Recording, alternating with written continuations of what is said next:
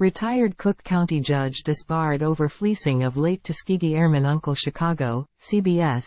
A former Cook County judge accused of stealing hundreds of thousands of dollars from her uncle has been stripped of her law license. The Illinois Supreme Court has disbarred Patricia Martin, effective immediately, after Martin in June admitted to misconduct. CBS 2's Chris Tye first broke the story about Martin's conduct. Martin, who spent 24 years on the bench, retired as Cook County's top juvenile court judge in 2020. Time equals 400 Ms. greater than around the same time, the Illinois Supreme Court, which investigates attorney misbehavior, alleges that as her uncle's power of attorney, Martin used at least $246,203.80 of funds without his authority for her own personal purposes. If you can't trust a judge, who can you trust? Said Ken Rapier, a friend of Martin's uncle, Oscar Wilkerson, a former Tuskegee Airman who died in February. It really upsets me when somebody takes advantage of the Tuskegee Airman. 5 months before he died, Wilkerson, who lived his final days at a South suburban retirement center, sued Martin. Time equals 400 Ms. greater than the lawsuit accused Martin of stealing hundreds of thousands of dollars from Wilkerson and converting it into cryptocurrency that she held in her own name and over which she maintained exclusive control. Due to her continued unresponsiveness to court hearings and orders, a judge ordered Martin to pay 3 times as much, $1.1 million, to Wilkerson's estate. Along the way, court rulings indicate Judge Martin failed to show up and follow court orders, which led to an investigation by Cook County State's Attorney Kim Foxx's office. Martin has since owned up to misconduct.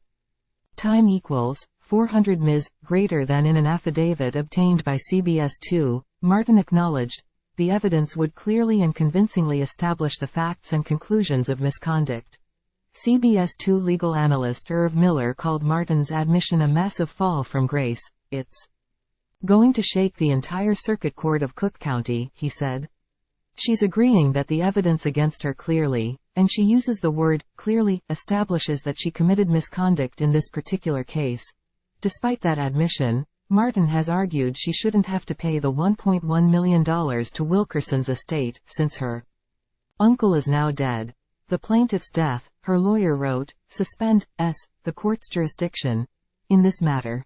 They're making a technical argument. Frankly, it may have merit, that because the plaintiff died while this proceeding was pending, there is no proper plaintiff, and if there is no proper plaintiff, the lawsuit can't proceed, Miller said.